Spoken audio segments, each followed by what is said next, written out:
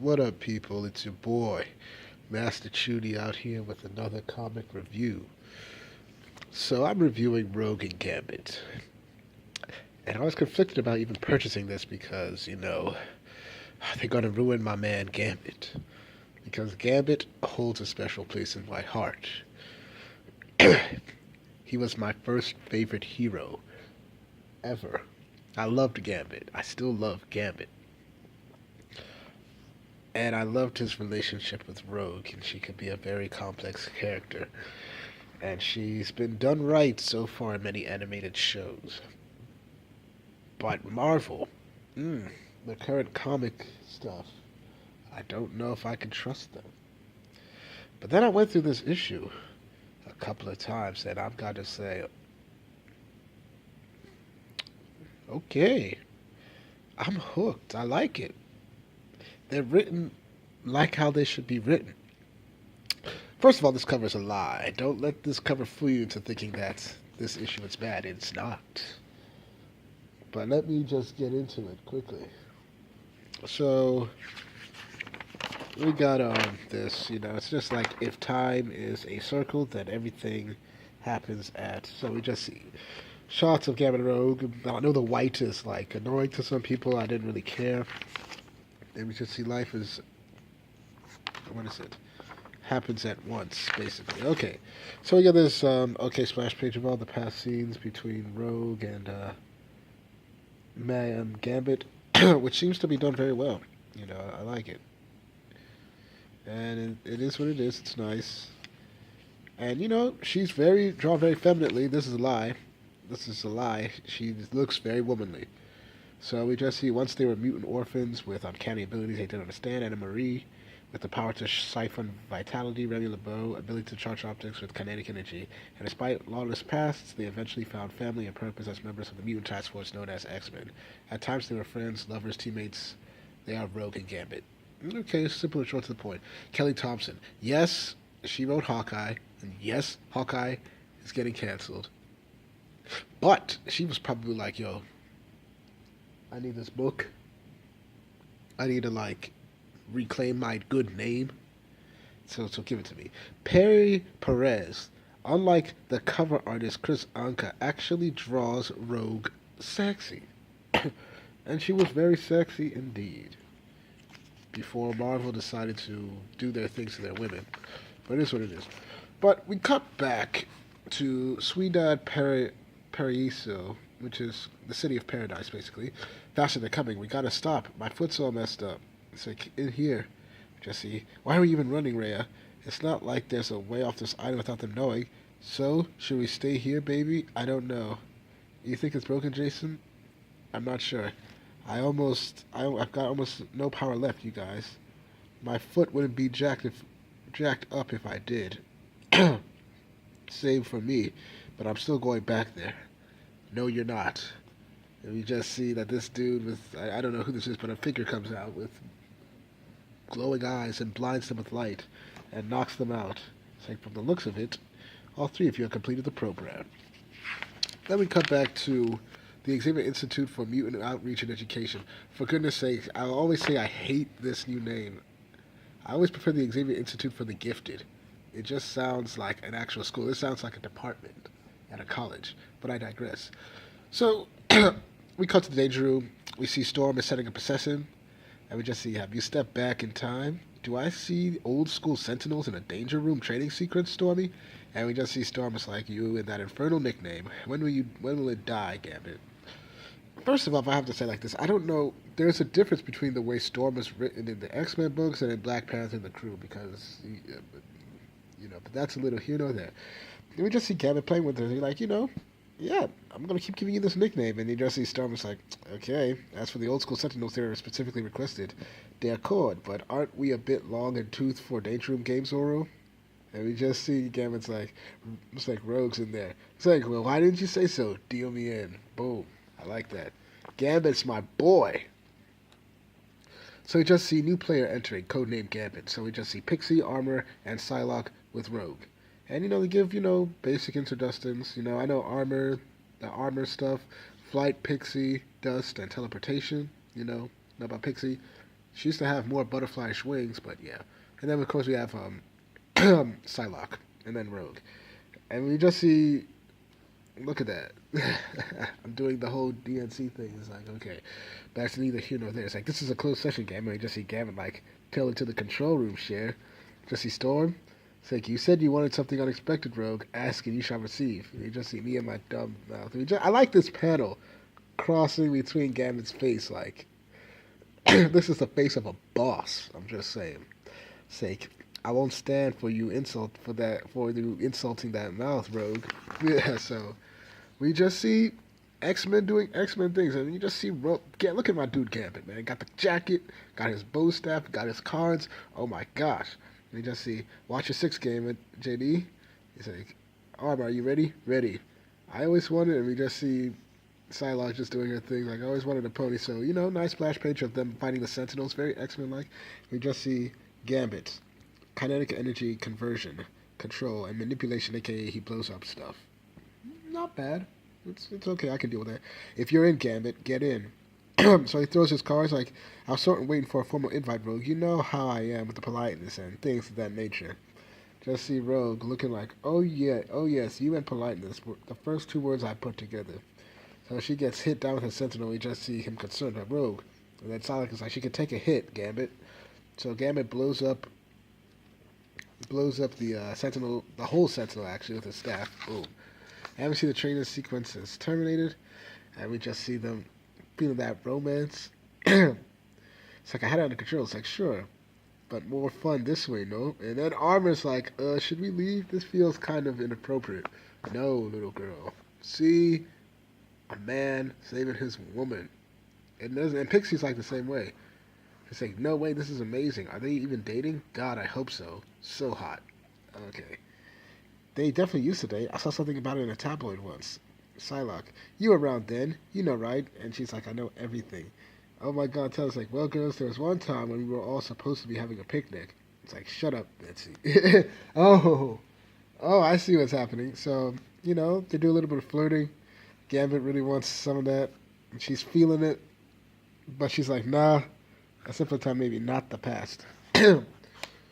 Meanwhile, she storms off, but Rogue is like trying to leave, but he's all like, hey, we should get dinner. And she's like, I don't know. And, Gambit's like, it doesn't even have to be a big thing, even if my romantic life is on pause or something. Because Gambit, for the last couple of, even in Astonishing X-Men and this, he's been trying to rekindle this love they had. And Rogue is drawn very beautifully. It's like, you're still my best friend. Can't I have dinner with my best friend? It's like, it's never dinner. That's how come we're best friends. It's like, it's nice.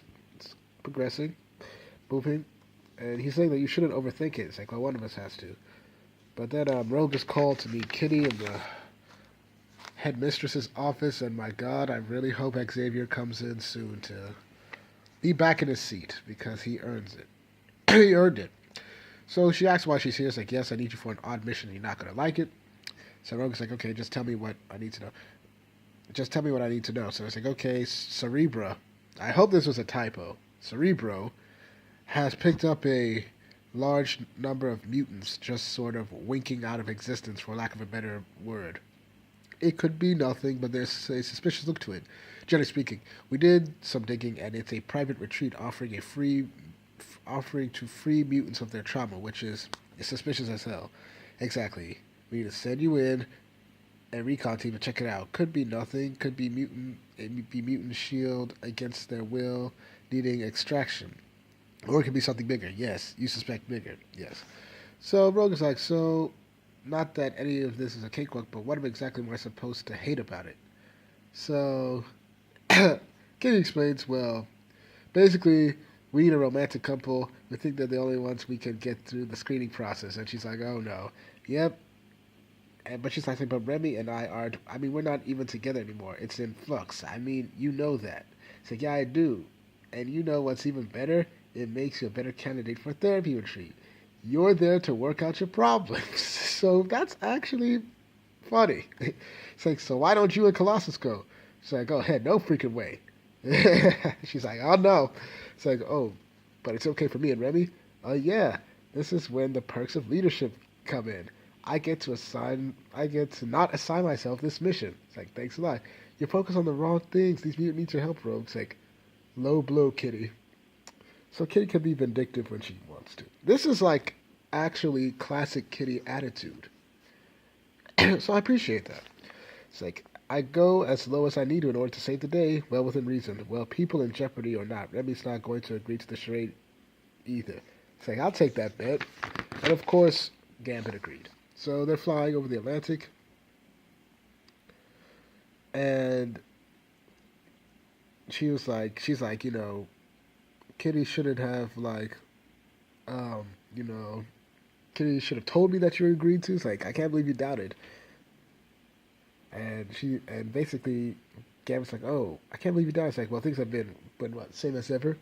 It's like, and he wants to go in for the kiss. And she's like, Remy, my powers, I can't. And it's like, your powers, what? Lack of control? What? Lack of control didn't stop you from kissing Deadpool. And we just see him like this. Deadpool, Rogue. Deadpool. He doesn't even have a face. And Rogue is like, I didn't kiss Deadpool. So Deadpool is still ruining people's relationships and lives. Like, don't even try it, Rogue. X-Men Gossip Grapevine might as well have a phone tree. 8 different people called to let me know. 8. It's like, you don't think I get calls? How many calls do you think I've gotten about you over the years, Remy? Besides, I wasn't finished. I was going to say I didn't kiss Deadpool. I made out with him. Huge difference. And he's like, just shocked. And she's just enjoying things. And having no face or no face, he's a fantastic kisser. Maybe having a face makes people, I don't know, try harder. Maybe people as pretty as you have it easy. And he's like, are you suggesting Deadpool kisses better than me? It's like, hey, you said it, not me, Cajun. So that's nice. So they land on Paraiso. And we just see Anna and Remy, I presume. I'm Dr. Grant. I hope your flight was satisfactory. It's like, it was. Like, And we just see the doctor saying, I sense a bit of tension. It's like, yes, that's a word. We just see, I can't speak French well, so, but Gavin pretty much says the French equivalent. It's like, well, you're in the right place to take care of that. Not only are we here in a literal paradise, but we're going to start your first session this afternoon as soon as we get settled in your room. And, of course, she heard room. And she's like, don't we mean rooms? Like it's an S, like, I'm sorry, but we find with couples, a more intensive, immersive experience is best. But I'm sure you'll be quite comfortable. Just great. So, of course, they get into the room. It's very nice. And their neighbors greet them. And they just say hello. Jesse, welcome to Paraiso. It's like, indeed, friendly. Very. So it's like, I'm Janie and this is Theo. I'm Remy, this is Rogue. Sorry for being so forward. Janie's very much a meet the neighbors kind of person. Back home it comes with homemade brownies. Here it's just apparently shouting at you from a ladder. Not at all. It's good to meet you. Absolument. Maybe we could get some drinks later.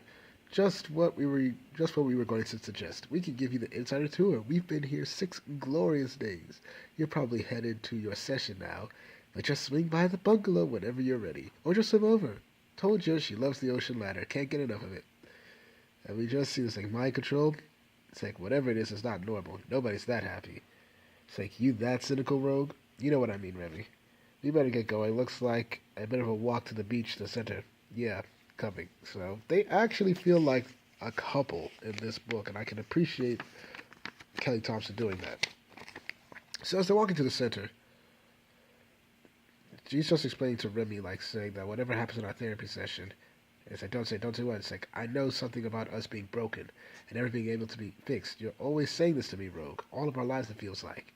And, he's, like, kind of frustrated that why can't we ever, get past this relationship problem that we have? It's like, and she's like, I don't know, Sherry, it's heavy, but it's never something I wanted to drop. I admit it's getting harder to carry alone. It's like alone. It's like, you stopped lifting long ago and I don't got super strength, girl. It's like, so why don't you just let go? It's like, you know why. And maybe, well, I know we're not really here for us, but maybe this can help us anyway. Look around. This is a literal paradise. How can things not get better in a place like this? Can we not just enjoy a little bit? it's maybe not the best and easiest mission we've ever been on, but it definitely could be worse. So you see,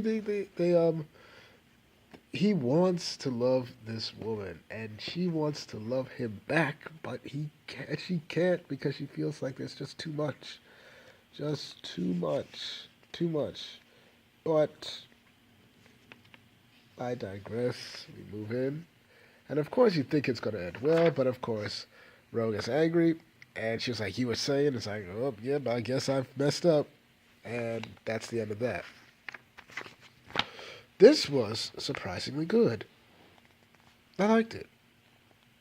I feel like Kelly Thompson seems to know how to write these two in particular.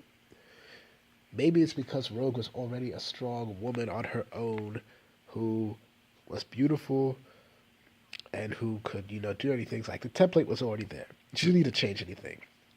Pretty sure she was told, write these two relationships. And she seems to write these pretty well. I was like, okay, not bad. It seems that Marvel's realizing that perhaps heterosexuality is the answer. I'm just joking. But who knows? But once again, thank y'all for watching. Please like, share, and subscribe, and hit the notifications. Make sure you're notified. Once again, I do these reviews for you, the people, because I want to discuss good comics and get your opinion on them. Thank you for watching, and I should have more videos up tomorrow.